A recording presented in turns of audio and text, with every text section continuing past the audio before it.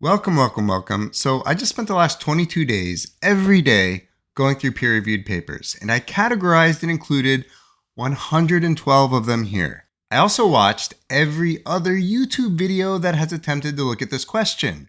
Most of them have 1 or 2 points. This one is going to have all of them.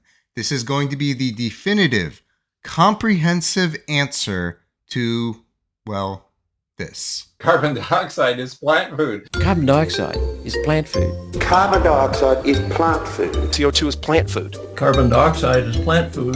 Carbon dioxide is plant food. CO2 is plant food. CO2 is plant food. CO2 is plant food. CO2 is plant food. CO2 is plant food. Carbon dioxide is plant food. CO2 is plant food. CO2 is plant food. CO2 is plant food. CO2 is plant food. CO2 is plant food. CO2 is plant food. CO2 is plant food. CO2 is plant food. CO2 is plant food. Carbon dioxide is plant food. Carbon dioxide is plant food. CO2 is plant food. So let's back up on the science for a second first. So plants love CO2. Yes, they do. Who loves CO2? Do you love CO2? You love CO2. Who's a good plant? Now, I included under their names their job titles or what they're known for to emphasize the fact that they are not 5th grade teachers trying to educate a group of students on photosynthesis. They are trying to say, plants good, CO2 is needed for plants, CO2 good. This is the point of repeating this so many times. CO2 is absolutely vital for plants and therefore all life on Earth. Increasing CO2 can allow many plants to grow bigger, faster, and produce a greater agricultural yield. There's no shortage of studies that show this. But nature is more complex than just changing one variable and getting a single result. One of the biggest points we're going to look at is nutrition. If a plant grows bigger and faster, but its nutrient content is lower, what is the actual trade-off there? It's quantity versus quality. So we're going to look at these points and several others in quite a lot of detail. But yeah, this video, first and foremost, is not trying to be entertaining. It is trying to be complete, thorough, a comprehensive, efficient presentation of the evidence. I know, you can barely contain your excitement, right? Just hold on. So of course, I timestamped all the different sections. Feel free to jump around to the ones that you find most useful. And as always, all the links down in the description for easy copying and reuse. And actually, a fun little coincidence, I'm recording this on September 20th when Google happened to have as its doodle a neat little animation about photosynthesis. So yeah, good timing. All right, so let's start off with a little bit of context. I'm going to call this point 0. And it is, how can we answer this question? How can we actually measure, rather than just say, what the effect of CO2 is on plants? So there's 4 main methods. Actually, there's a 5th method too that I found while researching this video that was really cool. Something I had never thought of before, and we'll get to that a little bit later. But the 4 main methods are, number 1, look outside, right? So CO2 has been rising for over 100 years. Plants have existed that whole time. So we should be able to see some effect already from that natural background increase in CO2. Problem is, the natural rise in CO2 is very slow. And so to see if there's a significant difference, you have to look over many decades to see, so that you have enough of a difference in the CO2 level to compare them. Problem there being that you have a lot of confounding variables, right? So over several decades, any particular forest or set of plants or agricultural land that you're looking at will have inevitably other variables associated with it. New pesticides, fertilizers, herbicides, different seeds, genetic modification, take your pick. So it gets hard to tease out that pure CO2 effect. So another way you can do things, and this is a lot faster, is a greenhouse or a laboratory study.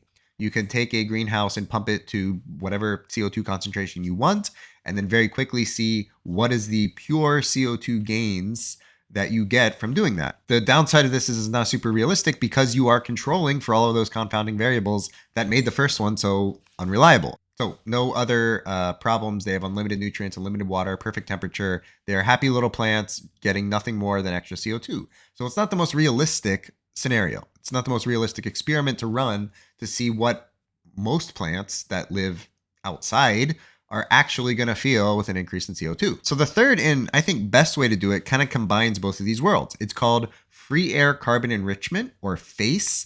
And this is essentially taking a small component of a larger set of plants, like a field on a farm, and increasing the CO2 using little nozzles and pumping CO2 directly over those plants in the free air, in their natural environments, still having to deal with the pests and the temperature swings and variability in watering and everything else that a normal plant goes through. The only difference is you're increasing the CO2. And doing it this way, by the way, shows about a 50% lower benefit to plants than a greenhouse study. And again, this is just because in a greenhouse study, everything is controlled and you can have, whatever you want for the conditions and look only at the CO2. But in the real world, you have other variables and the CO2 itself causes effects. So if you see someone citing a greenhouse study trying to tout how good the benefits of CO2 are, this should raise an eyebrow because the greenhouse is just not realistic. Technically, the fourth option would be computer models, simulations, or just pure theory. We will get into a little bit of those in some of the papers, but I tend to focus on observational real-world evidence. I think it's more interesting. So most of the studies that we're going to be doing are going to be trends over time, greenhouse, or face studies. And so finally, we get to point number 1, and that is that plants are not all the same. They use different kinds of photosynthesis. So there's C3, C4, and CAM. You can kind of think of C4 and CAM as being pretty similar. For most of this video, I'm going to treat them basically the same and just refer to it as C4. There are a few other kinds, but they're less relevant. Really, C3 and C4 are the main two that get studied, and they're the most important. Most plants are C3, but there are some very important C4 plants like sugarcane and corn, also known as maize. Sounds weird to me, but also a lot of grass species that are used for grazing. Grazing animals also tend to be C4. And at a very high level, with several exceptions, you can think of C4 plants as being more tropical and C3 as being more temperate, higher latitude plants. C3 and C4 plants both use an enzyme called rubisco to absorb the CO2. Rubisco is the most common enzyme on Earth. It's the most important enzyme on Earth. It allows plants to exist and to pull in the CO2 from the atmosphere so that they can grow. But it is also kind of derpy and slow and not very good as an enzyme. It will bind to CO2, but it will also bind to oxygen, which it does not want. And this is the key difference between C3 and C4 plants. C4 plants and CAM plants have an additional layer. It's called the mesophyll layer that basically takes the original air and concentrates pure CO2 and feeds that to the rubisco. So instead of giving raw air that's mixed with oxygen to the rubisco enzyme, it serves it up just pure CO2. And C3 plants, by contrast, basically just open their stomata, basically like opening a window and just letting in all the air, CO2, O2, everything, and letting that hit the rubisco. And if some of it is oxygen that binds to it, it just has a process to eliminate it. The C3 plants are going to perform better. They're going to have a boost because they are the least efficient at sorting out the CO2 to the oxygen. So if you have more CO2 relative to oxygen, you have a better shot, a better chance of the rubisco binding to a CO2 molecule compared to an O2 molecule. But C4 plants, because they already have this much more advanced processing step, pre-processing step for the air, they don't get a benefit from increased CO2. They're already good. They've already figured out this problem. And if we look at the literature, for example, here, C4 species showed little response. The C4 crops responded very much less than C3 crops. There was no effect of CO2 on the growth in the C4 species. Also here, here, here, here, here, here, here, here, and here. So the first question to ask if somebody says CO2 is plant food is which plants are you talking about?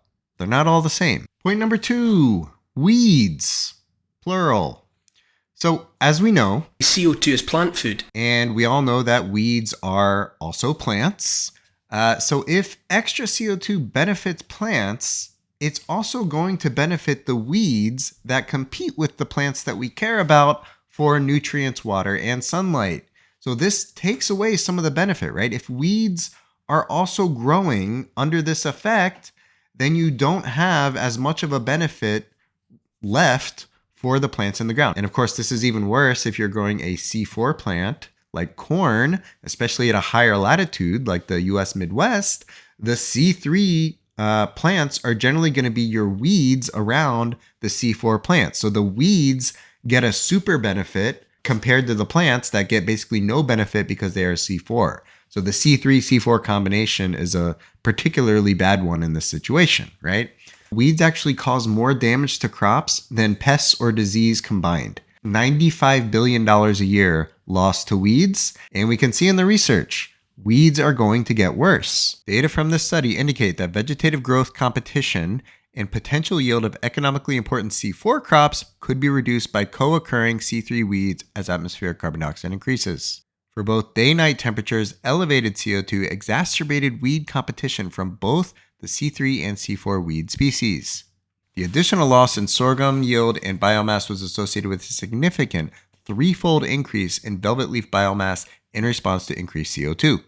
We conclude that atmospheric CO2 enriching probably will make weeds with C3 photosynthetic pathway more competitive with crops having the C4 pathway. But it actually gets worse than that. So not only do the weeds get a benefit that competes with the benefit we are giving to the plants of interest, there is evidence showing that weeds actually become more resistant to herbicides under enhanced CO2. So not only do the weeds, the C3 weeds, get a benefit from the enhanced CO2, there is a lot of research showing that they also become more resistant to herbicides. 3 of the 4 mature grass species that were treated with the recommended concentration of glyphosate displayed increased tolerance to glyphosate under elevated CO2. These data indicate that rising CO2 could increase glyphosate tolerance in a C3 weedy species. Overall, the study indicates that carbon dioxide-induced increases in root biomass could make Canada thistle and other perennial weeds that reproduce asexually from below-ground organs harder to control in a higher CO2 world. In plants that were subjected to high temperatures and elevated CO2 level, glyphosate was more rapidly translocated out of the treated leaf to shoot meristems and roots than in plants grown under controlled conditions. So enhanced CO2 on weeds is a double effect. They grow faster and they are harder to control. All right, so point number 3, acclimation. The effect does not last forever, and you get diminishing returns as you keep adding CO2 to the atmosphere. So if you only had 100 parts per million and you increase that to 200, you're going to get a much bigger boost to the C3 plants than you will from 400 to 500, say. And that's just simple, just law of diminishing returns, whatever. Going from 100 to 200, you're increasing it by 100%. 400 to 500, you're increasing it by 25%. But there's another point here too, that C3 plants, when exposed to enhanced CO2, will actually reduce the amount of rubisco that they produce, which makes sense because they don't need as much. So it's not just about concentration, it's about time as well. The longer a plant is under higher CO2 conditions, the longer it has to adapt to that over even within a particular plant, but also subsequent generations. The adaptation effect means that you can't just take what you see in the short term and say, this is what we're going to keep getting as we add CO2. It diminishes over time. CO2 is plant food. And then finally, in the real world, nitrogen and phosphorus are also required for a plant to grow.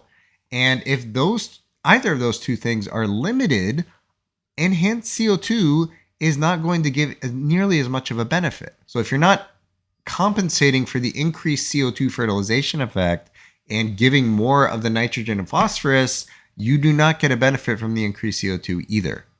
In the latest decade of a long-term perennial grassland experiment, low ambient soil nitrogen availability constrained the positive response of plant biomass to elevated CO2, a result not seen in the first years of the study.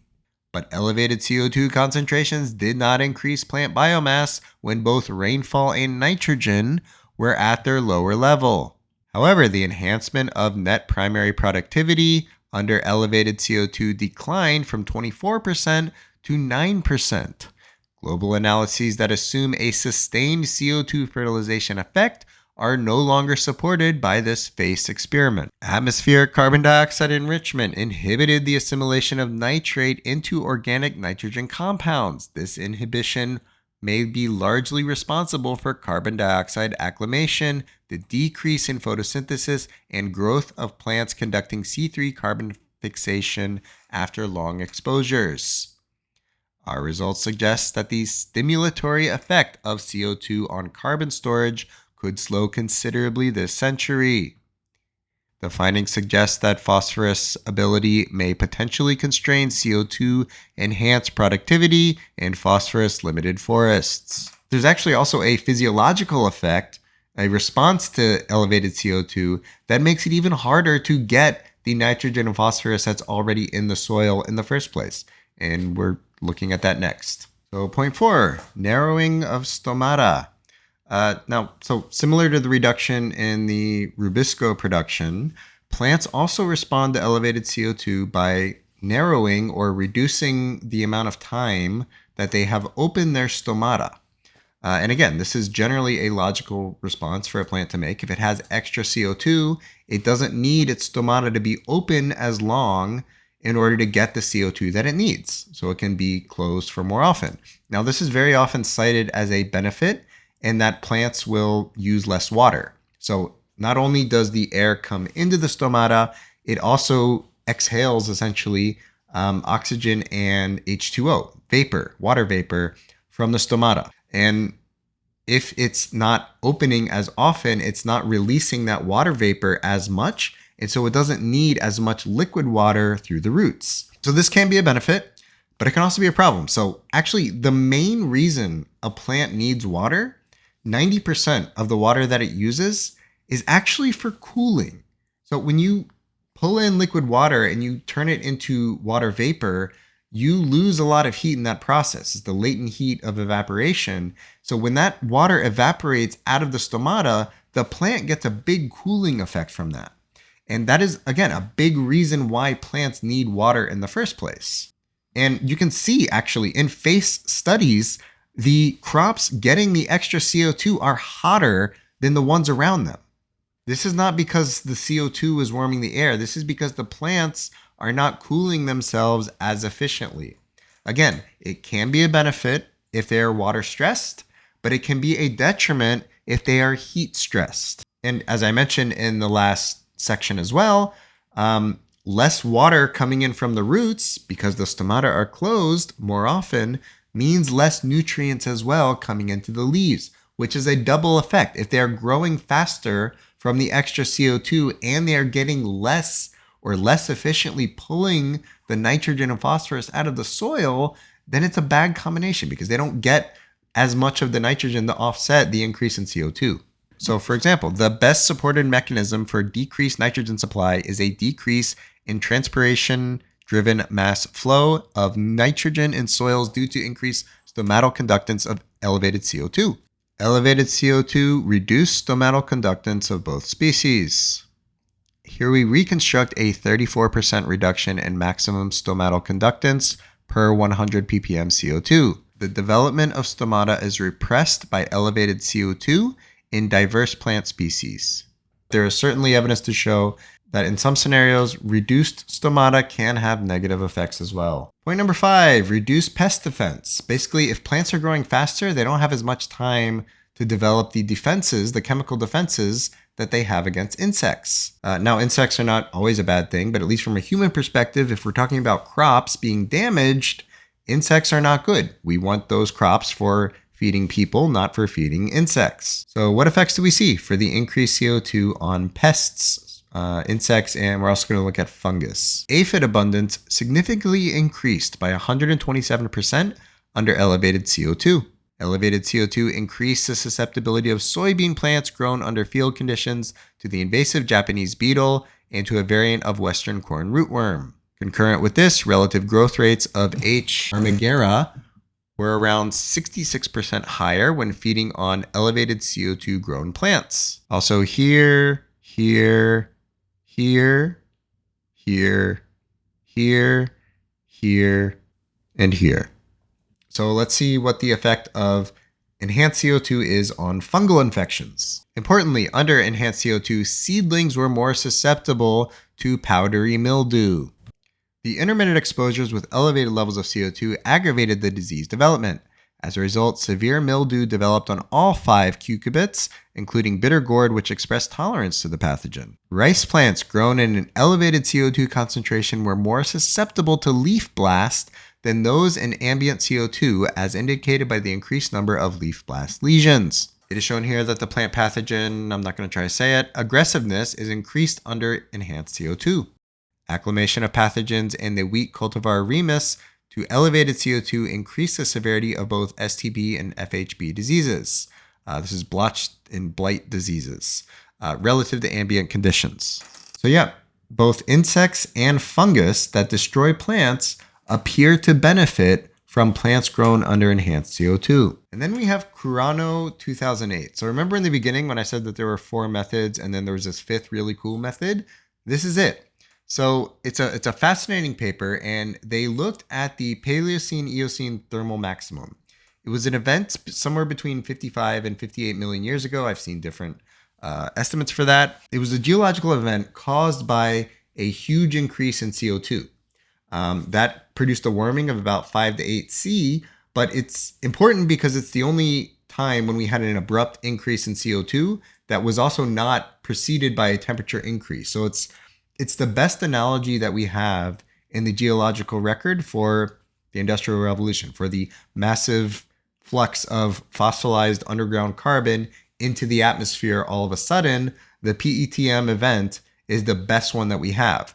So Kurano 2008, that team looked at plant fossils from that time, and they found that compared to other similar times, insect damage on those plant fossils was greater. And you can see the fossils. You can see they actually tested how much damage they see on the plants from that time. You can see every PETM plant species is extensively damaged and colonized by specialized herbivores.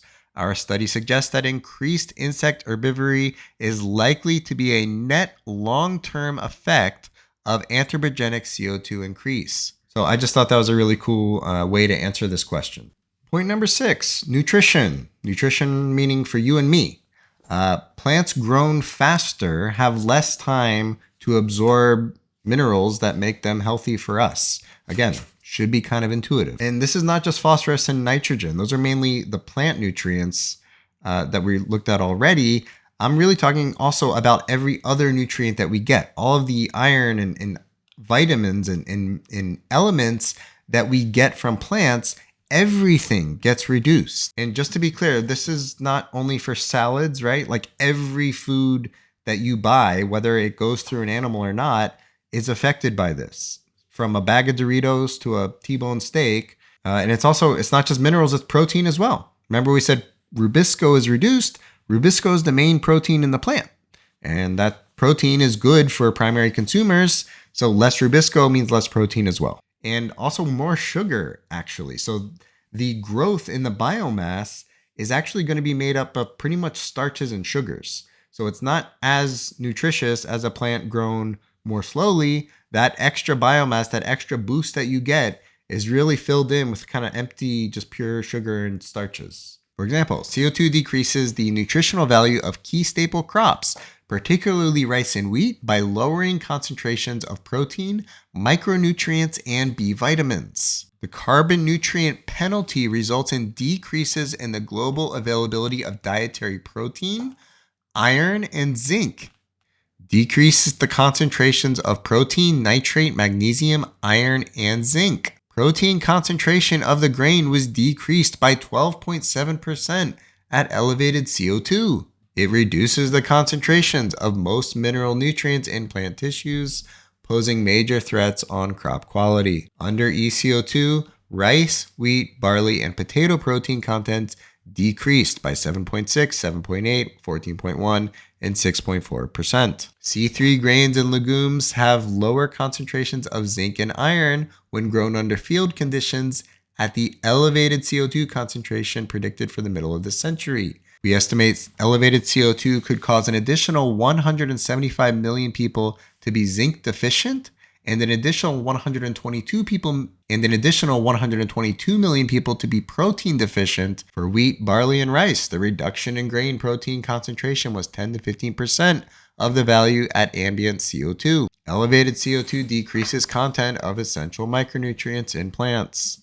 Our results confirm the declines in protein, iron, and zinc. We find consistent declines in vitamins B1, B2, B5, and B9. The results indicate there was a positive effect of elevated CO2 on the accumulation of biomass, which led to a nutritional deficiency in the plants. There's also evidence that it's altering the protein content of pollen, which affects bees. And then we have Loladze 2014. This was a huge analysis, and I think really settled the question of nutrition. Politico wrote a very famous article about it, actually won a few awards. And Dr. Loladze also gave a TED Talk, which I recommend. But he was also kind enough to join me right now. Dr. Loladze, thank you so much for agreeing to talk to me today. So I'm talking about a lot of things. I'm talking about the pest, that they can be more susceptible to pests. I'm talking about the weeds around them. I'm talking about how CO2 is also causing warming that's bad for plants, and just kind of trying to qualify this. Yes, it's good for C3 plants. It increases the yield, at least. But, it has these negative offsets. The point is that it can be good for plants and at the same time bad for us. And that's the point. That's a good way to put it, yeah. And so you got interested in this problem, and your 2014 paper, was that your first time looking at plants, or you had been looking at this issue for a while? But no, I was interested in that, the idea came to me in late 1990s when I was doing my PhD thesis. It's just that there was a new way to look in ecology on a species interaction that involved quality, not just quantity.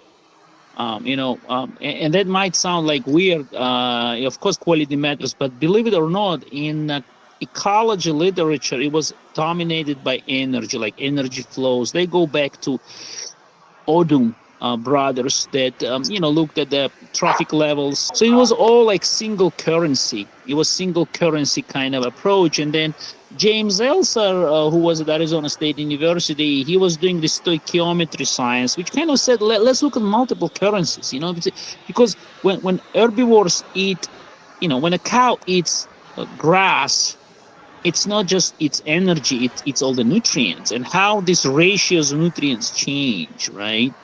And then he was a limnologist, and he looked at the experiments that were with zooplankton, phytoplankton. And essentially, if you put more light on a phytoplankton, then they grow better, but then zooplankton ends up doing worse, even though it has more food. Well, the question is why?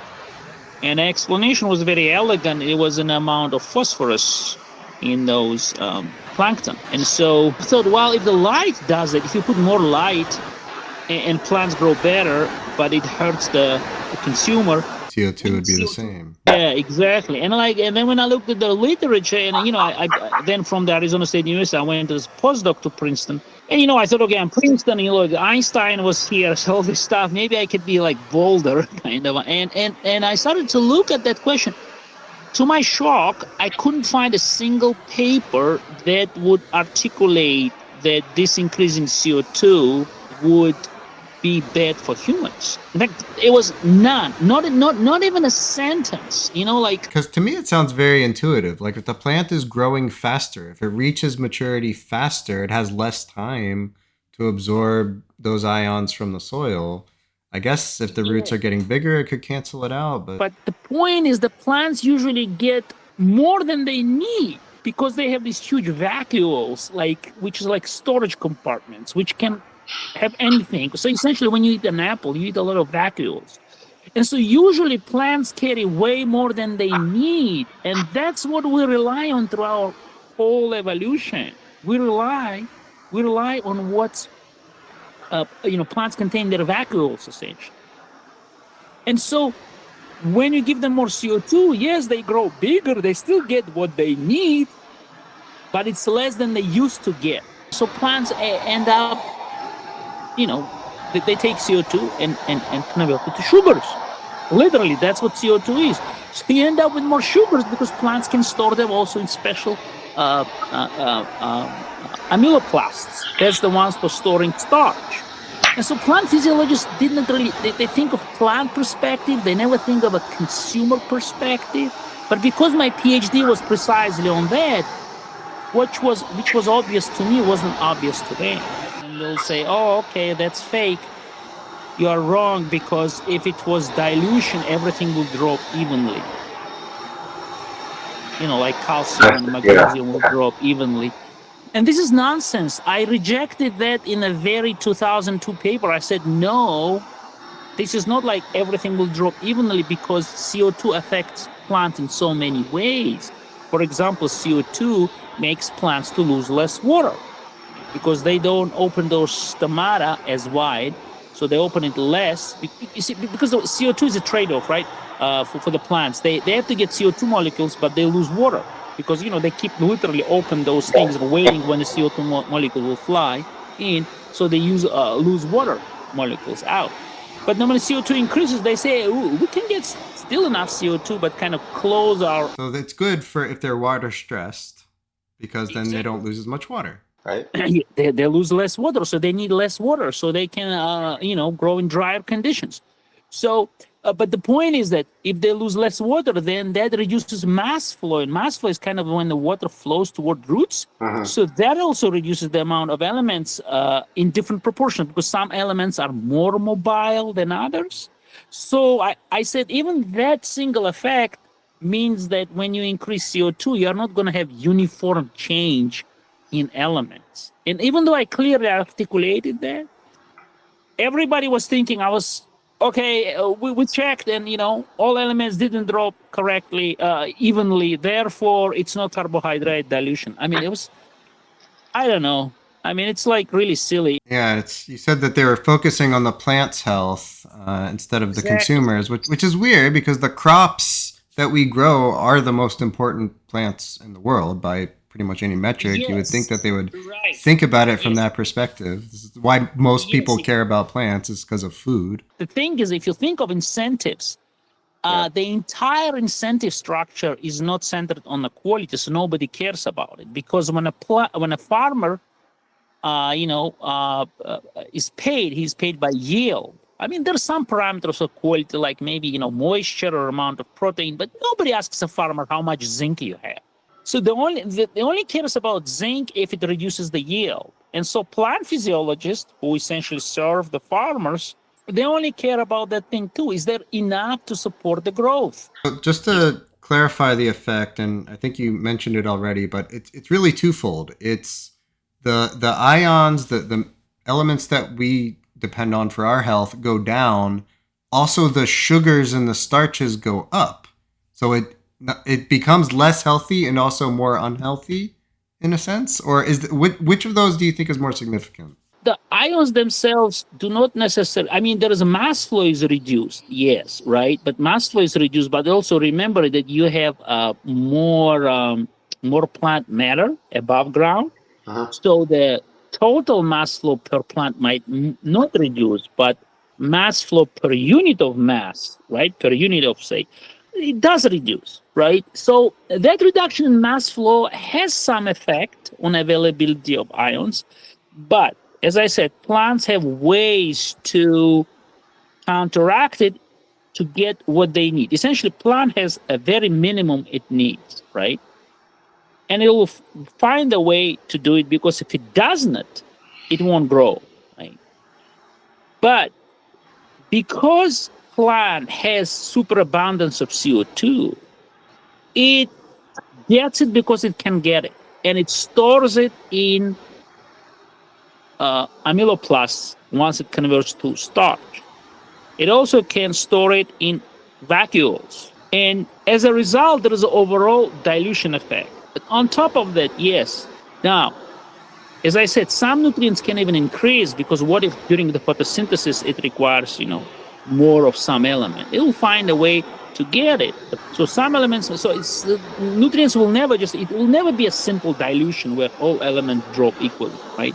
The point is that think about it as more like a probability, okay? It's like you go to Vegas, right?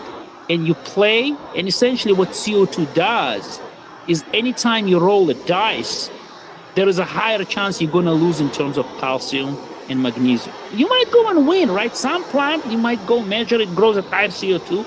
It might end up having more zinc. The other one might end up with less zinc. But overall, we will lose it. Okay, it's like you go to Las Vegas and you keep playing. Well, overall, you're gonna lose. Sometimes somebody might win, right? And as CO2 keeps going up, that probability of them being less nutritious increases further and further. And this was, I think, what was so powerful about your paper is you use really large samples, right? Like 7,000 something from across the world to kind of even out that variability and just show what that true statistical power is, right? Like what that, you used a particular term for it. I think it was power or... Yeah, power analysis, right? Statistical, right? Yeah, you bring a good point. The point is because nobody like believed me, right? Exactly. It's like people would go, like some scientists will go and measure. It's like they go to Las Vegas, play a couple of times, and they said, "Look, we won," So Loladze is wrong. I'm like, okay, what should I do? And they won't give me grants to generate data.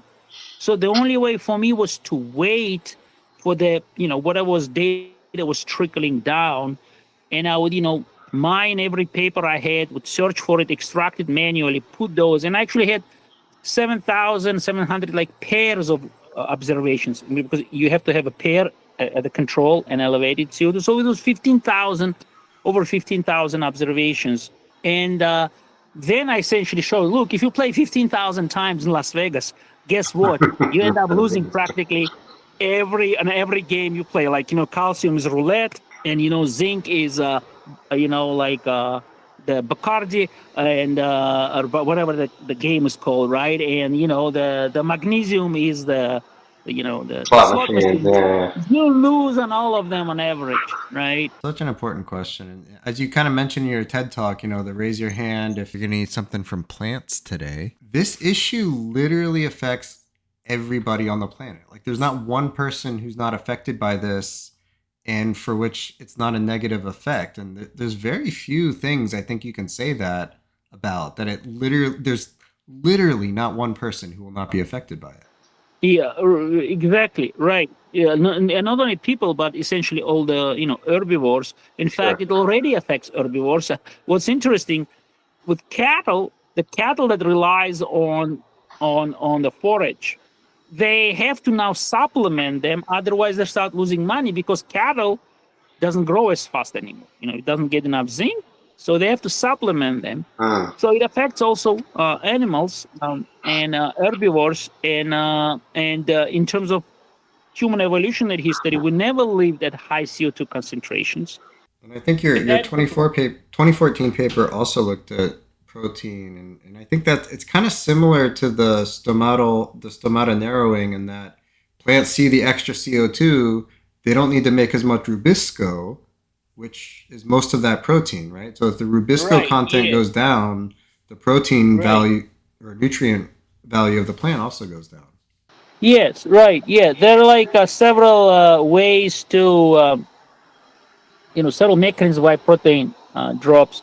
But yeah, plants do need less rubisco, and so. But there are other mechanisms. Some people say that CO2 directly suppresses nitrate assimilation. But it's in fact protein drops more than other minerals. So it was one of the first effects that was more obvious. It's like more losing game in Vegas, right? So it's like the one that you more obviously lose.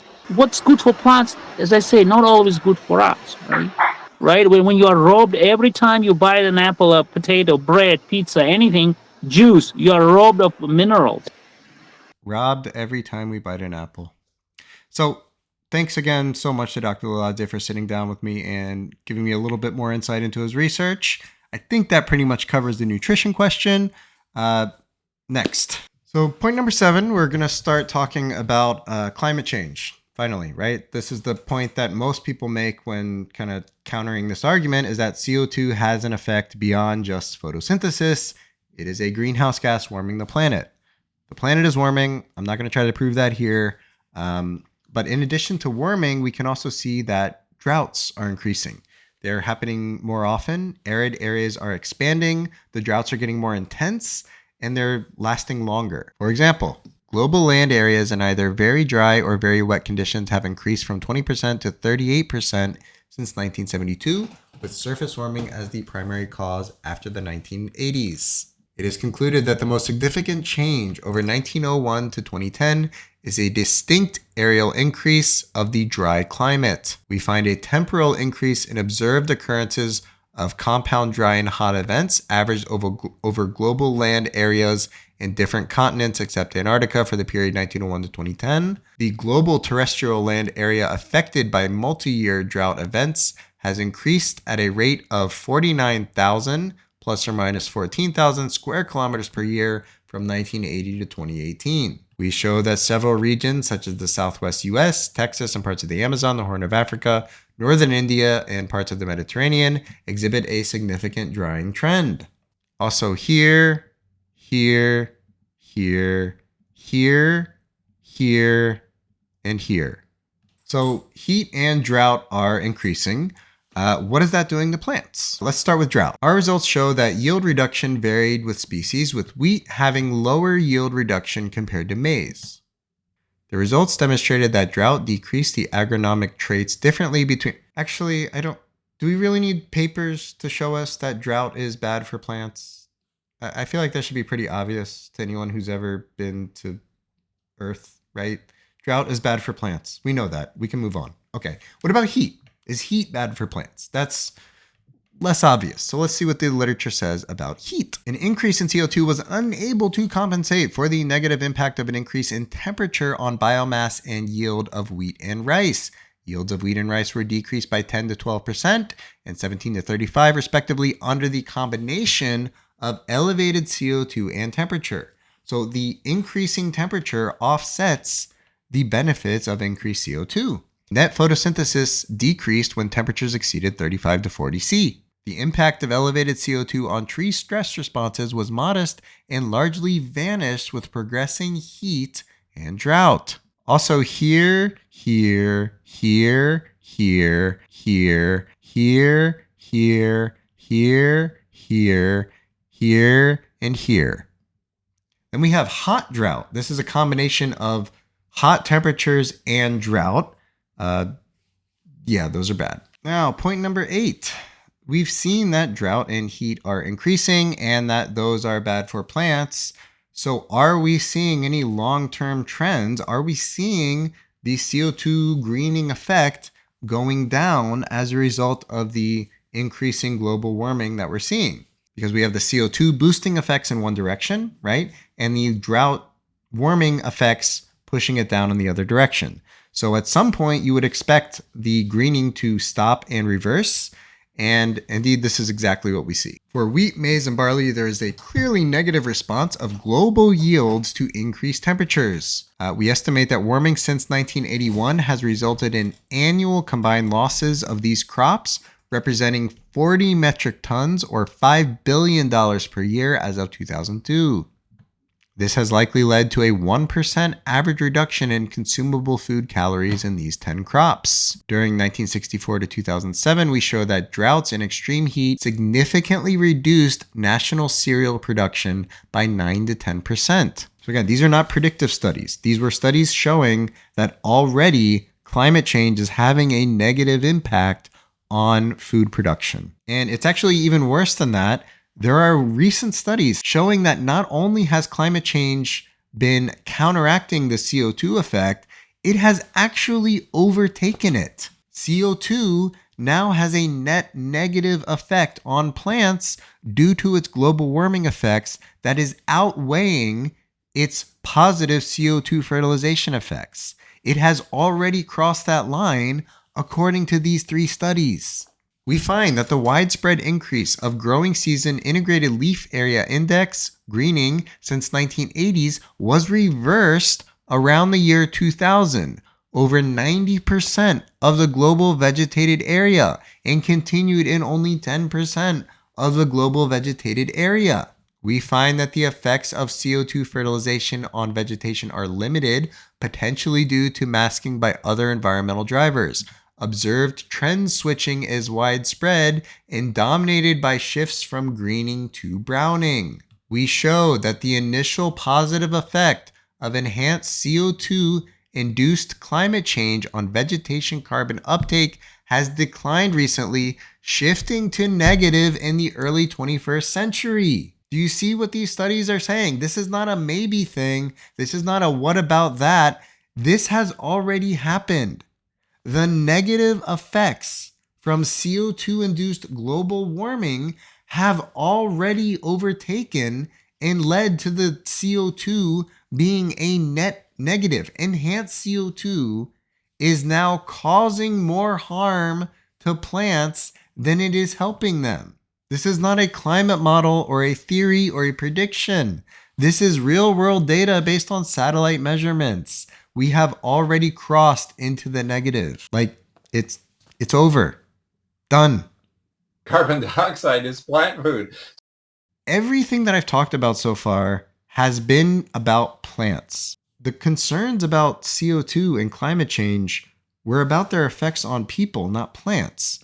Plants are part of it for sure, but there's a lot more to it than that, right? There's sea level rise, increasing storm intensities, changing patterns of extreme precipitation, flooding, ocean acidification, another impact of CO2, wildfires, heat waves. There's a lot more to this than just the effect on plants. Even if the effect on plants were 100% positive for all plants and stronger and it lasted forever, whatever, it still wouldn't offset or make these other effects go away.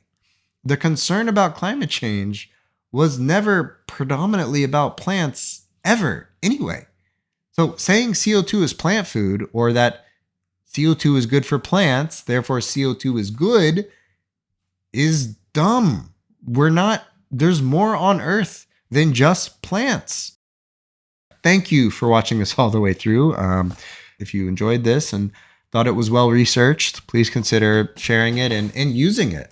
Again, the point of this video is to give you the tools that you need when somebody comes along and makes that argument. So thank you, and see you in the next one. Hi, real quick. As we saw in the opening montage, a lot of people like to make this argument, but there was one person who really liked to make this argument. I could have made this entire video, that montage and everything, with just his clips. He has said this that many times. And that individual is Mr. Vivek Ramaswamy. So for my non-American friends, Vivek is best known for having been a presidential candidate for the Republican Party in the 2024 United States presidential election. So most of these clips are from 2023 and 2024 when he was actively campaigning. But they say, on a hot, dry night, if you listen to the wind over a stunted, dry cornfield, you can still hear the echoes of Vivek saying his favorite line. So Mr. Ramaswamy, please, the floor is yours. Take us out. Carbon dioxide is plant food. Carbon dioxide is plant food. Carbon dioxide is plant food.